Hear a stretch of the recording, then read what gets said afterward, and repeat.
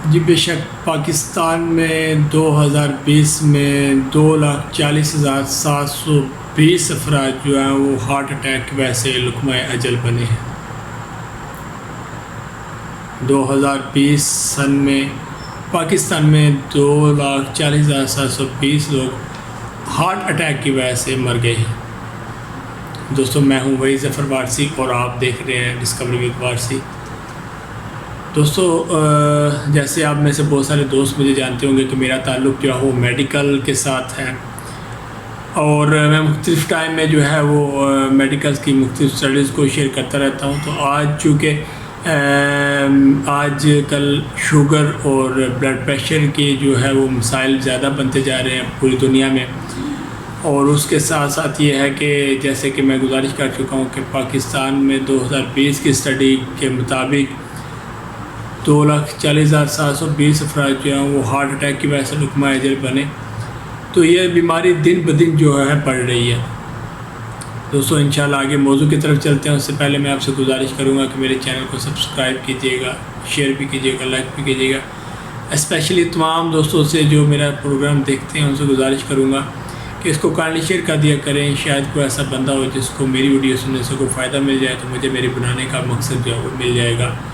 تو جناب چلتے ہیں اپنی ویڈیو کی طرف، اور انشاءاللہ آج میں تفصیلی بیان کروں گا کہ نمبر 1 ہارٹ اٹیک کیوں ہوتا ہے، ہارٹ اٹیک ہونے کی وجہ کیا ہوتی ہے، نمبر 2 اس سے کیسے بچا جا سکتا ہے، نمبر 3 اس کی میڈیکیشنز کیا ہیں، اینڈ نمبر 4 اس کے لیے آپ ایکسرسائز وغیرہ کیا کر سکتے ہیں اور کس طرح اس سے آپ محفوظ رہ سکتے ہیں۔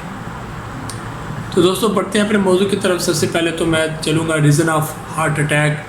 جیسے کہ میں نے آپ کو بتایا کہ CVD کارڈیو ویسکولر ڈیتھ جو ہے اس کا ریٹ اوور آل ورلڈ پوری دنیا میں جو ہے وہ بڑھ چکا ہے، اور یہ پچھلے 3 ڈیکیڈز میں جو ہے وہ تقریباً 200% تک جو ہے وہ اس کی جو ہے وہ ریشو بڑھی ہے۔ اور یہ میں نہیں کہہ رہا، میں انشاءاللہ یہاں کے آپ کے پاس یہ اسٹڈیز بھی ساتھ ساتھ شیئر کروں گا، جس میں امریکن کارڈیالوجی ہے، امریکن ہارٹ ایسوسیشن اور امریکن کالج آف کارڈیالوجی کی اسٹڈیز میں انشاءاللہ آپ کے ساتھ شیئر کرتا چلوں گا، وہ آپ خود اس میں پڑھ سکیں گے۔ تو دوستو سب سے پہلی بات تو یہ ہے کہ پاکستان اس وقت جو امریکہ CVD ہے کارڈیو ویسکولر ڈیتھ ہے اس میں 31ویں نمبر پہ ہے، 30 نمبر پہ، اور پہلے نمبر پہ ہے جی بلغاریہ ہے، دوسرے نمبر پہ جی رشیا ہے، اسی طرح آگے پھر آنورڈ جو ہے وہ تمام ملک کو جو ہے وہ انٹرنیشنل ڈیٹا اس کا سبمٹ کیا جاتا ہے، اس میں پاکستان اس وقت جو ہے وہ 30ویں نمبر پہ ہے ہارٹ اٹیک ریشو میں۔ تو دوستو اس میں سب سے پہلی بات تو یہ ہے کہ اب چلتے ہیں کہ ہارٹ اٹیک ہونے کی ریزن کیا ہے۔ تو اس میں بیسک جو ریزن بتائی گئی ہیں وہ دوستو 8 ریزن ہیں، 8 وجوہات ہیں جو کہ وجہ بنتی ہیں ہارٹ اٹیک ہونے کی۔ امید کرتا ہوں آپ میرے اس پروگرام کو اچھے طریقے سے سنیں گے بھی۔ اس میں آپ ظاہر سی بات ہے پاکستان میں ہر 40 سال سے اوپر کا بندہ آج کسی نہ کسی صورت میں کوئی نہ کوئی میڈیکیشن لے ہی رہا ہے، چاہے وہ معدے کا مریض ہے، چاہے وہ بلڈ پریشر کا مریض ہے، چاہے وہ شوگر کا مریض ہے، چاہے وہ ہڈیوں جوڑوں کے درد کا مریض ہے، لیکن کسی نہ کسی وجہ سے میڈیسن لے رہے ہیں۔ کیونکہ میرا تعلق میڈیسن کے ساتھ ہے تو ظاہر سی بات ہے ہم چیزوں کو فوکس کر رہے ہوتے ہیں، دیکھ رہے ہوتے ہیں۔ تو بیسک ریزن جو ہے اس میں نمبر 1 اسموکنگ ہے۔ سب سے پہلے جو سگریٹ لوگ پیتے ہیں یہ سب سے بڑی وجہ ہوتی ہے ہارٹ اٹیک کی۔ اینڈ سیکنڈ 1 ہائی کیلیسٹرول ہے، میں انشاءاللہ یہ اس کی بھی آگے تفصیل بیان کروں گا۔ 3 ڈائبٹیز، شوگر، ذیابیطس۔ 4 ہائی بلڈ پریشر کا BP کا تیز ہو جانا۔ 5 اوور ویٹ، اوبیسٹی یعنی کہ پیٹ کا بڑھ جانا، وزن کا ضرورت سے زیادہ ہونا۔ 6 اینزائٹی، آج کل لوگ ٹینشن بہت لے رہے ہیں، اسی وجہ سے بھی ایک وجہ بنتی ہے۔ And on 7 irregular bowel habit, کھانے کا بے ترتیب سسٹم۔ اینڈ آن 8ویں نمبر پہ آخری نمبر پہ فزیکل ایکٹیویٹیز 0، یعنی کہ آپ کا ورزش کرنے کا معمول، فزیکل ایکٹیویٹیز جو ہے پرفارم کرنے کا معمول بالکل ختم ہو چکا ہے۔ دوستو یہ وہ ریزن ہے 8 جس کی وجہ سے آج ہارٹ اٹیک ہونے کی جو وجوہات ہیں وہ بڑھ چکی ہیں، اور آئے روز آپ اپنے محلے میں، گلی میں، شہر میں علاقے میں دیکھتے ہیں کہ لوگوں کی اموات ہو رہی ہیں، اور ان اموات کی ایک بڑی وجہ جو دیکھنے میں آتی ہے وہ ہے ہارٹ اٹیک، اور اس میں 90% اب وہ لوگ ہیں جن کی عمر 35 سے 60 سال کے اندر ہوتی ہے، 35 سے 60 کے اندر کے لوگوں کو زیادہ ہارٹ اٹیک ہو رہا ہے۔ اس کی وجہ یہ ہے کہ آج آپ کا لائف سٹائل جو ہے وہ بہت خراب ہو چکا ہوا ہے۔ دوستوں سب سے پہلے میں نے آپ کو بیسک ریزنز بتا دی ہیں، اب ہم چلتے ہیں پریونشن کی طرف۔ انشاءاللہ اس میں تفصیل بھی ہم بیان کرتے چلیں گے، جو بیسک ریزن ہے اس میں آپ کو کیسے لائف سٹائل چینج کرنا ہے، انشاءاللہ وہ اگلا پلان، چونکہ میں اس کے اوپر ویڈیوز بنا رہا ہوں، اور انشاءاللہ اس کے بعد ہم ایپیسوڈ ٹو ایپیسوڈ چل رہے ہیں، تو اس کے بعد ہم شوگر کے اوپر بھی باقاعدہ ویڈیو بنائیں گے، ٹھیک ہے۔ تو اس کے بعد انشاءاللہ جو آرتھرائٹس ہے، جوڑوں کا درد لوگوں کا ہوتا ہے، اس کی بھی انشاءاللہ میں ویڈیو بناؤں گا، اور اس میں کیا کیا نیوٹریشن استعمال کر سکتے ہیں وہ بھی انشاءاللہ میں بتاؤں گا، اور ایسے ہی انشاءاللہ آگے میڈیکیشنز ہیں وہ سارے مطلب میں جو ہے نا بات کرتا چلوں گا۔ تو اس کے بعد second one thing is the prevention of attack, آپ کیسے اٹیک سے بچ سکتے ہیں۔ تو دوستو اس میں جو پریونشن آف اٹیک ہے اس میں کیا چیزیں ہیں، اس میں بیسیکلی یہ ہے کہ اس میں سب سے پہلے آپ کا ہیلدی لائف سٹائل ہونا چاہیے، ورزش ہونی چاہیے، ٹھیک ہے جی۔ اس کے علاوہ انٹیک باؤل ہیبٹ جو ہے وہ آپ کا بہتر ہونا چاہیے، واٹر انٹیک جو ہے وہ لیول اچھا ہونا چاہیے۔ یہ کچھ چیزیں ہیں جن سے آپ پریونشن کرتی ہیں، پریونٹ کرتی ہیں آپ کو اٹیک سے۔ اس کے بعد ہے دوستو میڈیکیشنز، ادویات جو آپ استعمال کر رہے ہوتے ہیں۔ اب اس میں ایک بڑی وجہ یہ ہے کہ ہماری جو سوسائٹی میں بہت سارے ایسے لوگ ہیں وہ بلڈ پریشر کی دوائیاں استعمال کر رہے ہوتے ہیں جو کہ کسی پراپر ڈاکٹر سے، سند یافتہ ڈاکٹر سے ریکمینڈ نہیں کی گئی ہوتی، تو وہ کیا کرتے ہیں کہ وہ ادویات استعمال کر لیتے ہیں، جس کا ایٹ دی اینڈ نقصان کیا ہوتا ہے کہ وہ بندہ جو ہے وہ جاتا ہے مایوکارڈیکل ڈیتھ کی طرف۔ اچھا دوستو اس موضوع کو آگے چلانے سے پہلے میں ایک چھوٹی سی گزارش کرنا چاہوں گا۔ پاکستان میں آلموسٹ میں نے چونکہ میں آلموسٹ 13 سال سے اس میڈیکل کے شعبے سے وابستہ ہوں، میں تقریباً 1000 سے زائد لوگوں سے سوال کیا ہے کہ میں نے دیکھا ہے کہ میجورٹی آج ہمارے علاقے میں، ہمارے شہروں میں، علاقوں میں، گاؤں میں آپ نے دیکھے ہوں گے وہ طبیب، وہ حکیم، وہ پرانے بزرگ جو کیا ہوتا ہے وہ ککھ دے رہے ہوتے ہیں، کوئی معجونے دے رہے ہوتے ہیں، یا عطائی ہوتے بیٹھے ہوتے ہیں جو کہ کوالیفائڈ نہیں ہوتے ہیں، وہ لوگوں کو میڈیکیشن کر رہے ہوتے ہیں۔ اور اس کی بیسک وجہ یہ نہیں ہوتی کہ وہ بہت سیانے ہوتے ہیں، اس کی بیسک وجہ یہ ہوتی ہے کہ ہم لوگ جب پیسوں کی باری آتی ہے تو ہم پیسے بچانے شروع کر دیتے ہیں۔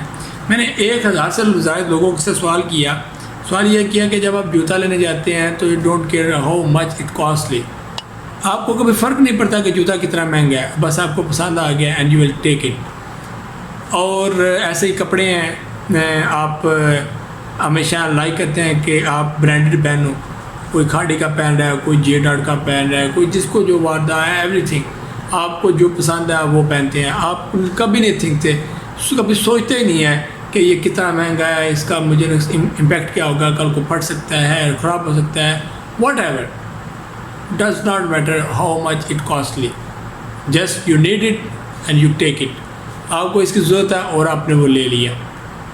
جب آپ اپنے اوپر لگائے والی جانے والی چیز کے لیے اتنے ایمبیشیس ہیں، آپ کو اتنا مطلب ٹیلنٹ ہے اس کو لینے میں، آپ کی اتنی ڈیزائرز ہوتی ہیں چیز کو خریدنے کے لیے کہ آپ پیسوں کو بلا جھجک دیکھے آپ وہ چیز خرید لیتے ہیں، تو پھر آپ اپنی ذات کے ساتھ ظلم کیوں کرتے ہیں کہ آپ جب میڈیسنز کی وقت آتا ہے تو آپ محلے کے تائیوں کے پاس جا کے دوائی لینا شروع کرتے ہیں؟ کیا آپ کی جان کیا ان کپڑوں سے بھی کام ہے کہ آپ جب اپنے اوپر کوئی بیماری آ جاتی ہے، اللہ کی طرف سے آپ کے اوپر آزمائش آ گئی ہے، تو بجائے آپ ڈاکٹرز کے پاس پہنچنے کے لیے، ایک پراپر MBBS ڈاکٹر ہو، پریکٹیشنر ہو، اسپیشلسٹ ہو، آپ وہاں تک پہنچ کے اس سے پراپر تشخیص کروا کے میڈیسن لے، آپ محلے کے تائیوں سے وہ کیا اسٹیرائڈ لے لیتے ہیں، اور اس کے بعد ہوتا ہے کیا کہ وہ اسٹیرائڈ آپ کو عارضی طور پر آرام تو دیتے ہیں، لیکن آپ کو نہیں پتہ ہوتا کہ آپ کیسے وہ زہر لے رہے ہیں جو آپ کو ایٹ دی اینڈ آپ کے سانس کو کھوکھلا کرتا جا رہا ہوتا ہے اور آپ کو بیماریوں کی اماج کا بناتا جا رہا ہوتا ہے۔ تو میں اپنے تمام وہ سننے والوں سے، وہ بہنیں ہیں، بھائی ہیں، بیٹیاں ہیں، بچے ہیں، جو بھی ہیں،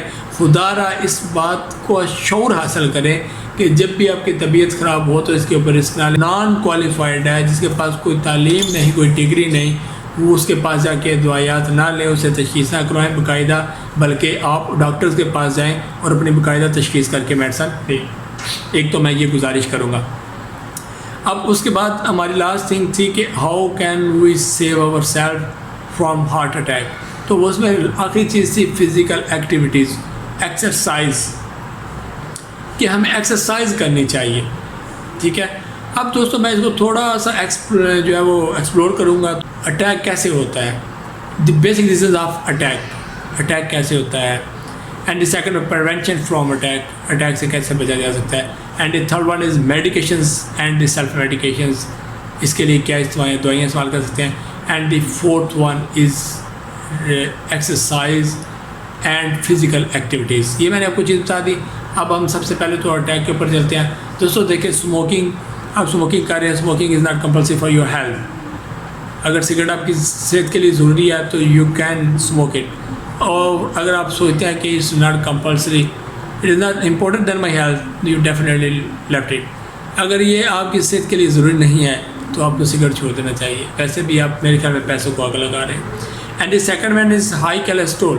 کیلیسٹرول کی بیسک وجہ کیا بن رہی ہوتی ہے, اس کی بیسک وجہ یہی ہے کہ آپ وہ ڈائٹ لے رہے ہوتے ہیں جو آپ کو سوٹ نہیں کرتی, یا آپ اپنی ضرورت سے زیادہ لے رہے ہوتے ہیں. ایز لائک آپ بندے پروٹین لے رہے ہیں, جیسے کہ آپ مٹن لے رہے ہیں, بیف لے رہے ہیں, یا آپ نان ٹرانسپیرنٹ آئل لے رہے ہیں, مکھن لے رہے ہیں, بٹر لے رہے ہیں, لیکن آپ کی فزیکل ایکٹیویٹیز اس کے اگینسٹ نہیں ہے. ظاہر سی بات ہے جب آپ مشقت نہیں کریں گے, آپ صبح پراٹھا کھا کے تو سیٹ پہ جا کے بیٹھ جائیں گے, بزنس کریں گے, تو ڈیفینیٹلی اس کا ابزرپشن لیول وہ نہیں ہو سکتا. ٹھیک ہے, جو ایک کھیت میں کام کرنے والے بندے کا ہوتا ہے. تو آپ کو کیا ہوگا, ایٹ دی اینڈ کیا ہوگا کہ وہ باڈی کے اندر ہی وہ جو مکسچر ہے وہ بنتا جائے گا, اور آپ کا کیا ہوگا, کیلیسٹرول لیول ریز ہونا شروع ہو جائے گا.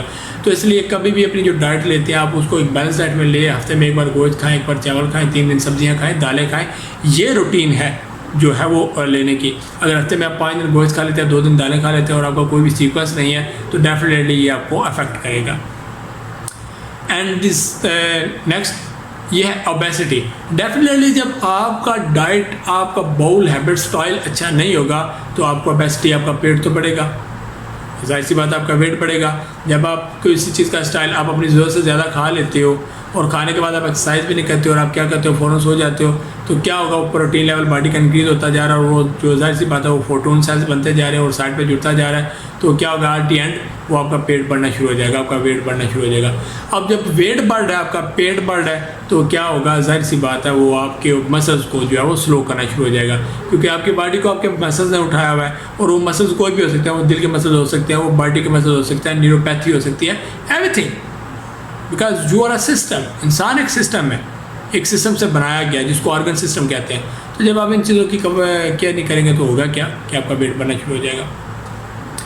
اس کے بعد اینزائٹی ہے. کائنڈلی آج کی سب سے بڑی وجہ جو ہے وہ اینزائٹی ہے, اور یہ صرف پاکستان میں یا انڈیا میں یا سب کنٹیننٹ میں نہیں ہے, بلکہ یہ براعظم پوری دنیا پہ, آن دی یونیورس, پوری دنیا میں مسائل ہیں. ظاہر سی بات ہے ہمارے ڈفرینٹ ہے, اور ہم کو یہی لگتا ہے کہ صرف ہمارے ساتھ ہے, لیکن جب آپ کسی دوسرے کو دیکھیں گے آپ کو اندازہ ہوگا کہ صرف آپ اس سے متاثر نہیں بلکہ پوری دنیا اس سے متاثر ہے.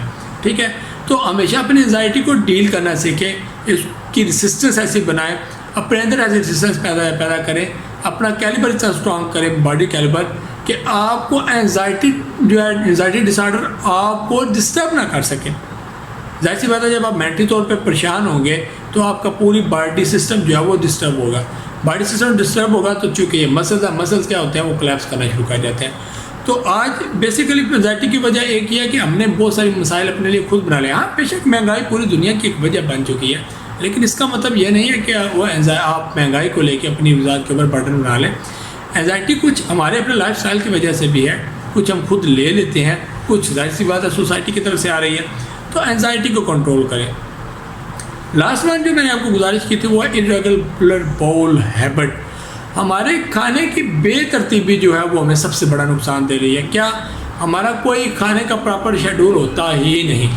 کبھی ہم کھانا جو ہے وہ لے رہے ہیں جناب صبح 9 بجے بریک فاسٹ لے رہے ہیں, کبھی جناب ہم صبح 8 بجے بریک فاسٹ لے رہے ہیں, کبھی ہم رات 11 بجے ڈنر لے رہے ہیں, کبھی ہم شام 5 بجے لنچ لے رہے ہیں. جب ہمارا کھانے کا کوئی پراپر شیڈول نہیں ہوگا, ایٹ اینڈ ہوگا کیا کہ وہ ہمیں نقصان دے رہا ہے. تو کائنڈلی اس کو بھی جو ہے وہ مینٹین کریں. لاسٹ ون جو میں گزارش کرنا چاہوں گا یہ ہے کہ فزیکل ایکٹیویٹیز جو ہے, میڈیکیشن میں نے آپ کو گزارش کر دی کہ ہمیشہ ایک مستند پرٹیکشنر سے جا کے میڈیسن لیں. آخری چیز میں جو گزارش کرنا چاہوں گا وہ یہ کرنا چاہوں گا کہ خدا نہ جب آپ صبح اٹھتے ہیں تو صبح اپنی روٹین میں آئیں کہ آپ فجر کے وقت اٹھیں، نماز پڑھیں اور اس کے بعد 40 منٹ کے لیے روٹین واک کریں. اس میں آپ کو بھاگنے کی ضرورت نہیں ہے، آپ ایک سیکوینس رن جو ہے آپ رن ٹریک کے اوپر جو آپ کا سیکوینس ہے اس میں آپ آہستہ آہستہ چلیں اور اس کے بعد آپ 40 منٹ کی واک کر کے اپنے گھر آ جائیں اور بریک فاسٹ لیں. اور رات کھانا کھا چکے کے بعد تقریباً آدھے گھنٹے بعد کھانا کھا کے فوراً کبھی واک نہ کریں. یا جو بھی پیشنٹ جو MI کے ہیں، جن کو مایوکارڈیل انفیکشنز ہیں، ان کے لیے سب سختی سے یہ منع ہوتا ہے کہ آپ کھانا کھانے کے فوراً بعد کبھی بھی ایکسرسائز نہ کریں، بلکہ کھانا کھانے کے بعد آدھا گھنٹہ اپنی چارپائی پہ اپنے بیڈ پہ اپنی کرسی پہ بیٹھیں، اخبار پڑھیں، ٹی وی دیکھیں، anything do you want. اس کے بعد کیا ہے کہ آپ کم کم 40 قدم یا 15 سے 20 منٹ کے لیے روٹین واک کریں اور اس کے بعد آپ پھر سو جائیں. یہ بیسک ریزنس جو میں نے آپ کو بتا دی ہیں، اور امید کرتا ہوں کہ میرے بہن بھائی جو اس کو دیکھیں گے انشاءاللہ ان کو پسند آئے گی. مزید اگر آپ کسی قسم کی رہنمائی چاہتے ہو تو انشاءاللہ آپ کا بھائی ظفر پارسی حاضر ہے. میں اپنا موبائل نمبر جو ہے وہ اس میں اپنے ڈسپلے پہ دے دوں گا. کسی بھی صورت میں آپ کسی میڈیکیشنز کی انفارمیشن کے لیے، کسی بھی سسٹم کی انفارمیشن کے لیے آپ مجھ سے رابطہ کر سکتے ہیں. جناب اپنا رکھیے گا خیال، انشاءاللہ ہوگی اگلی موضوع میں ملاقات. تب تک السلام علیکم.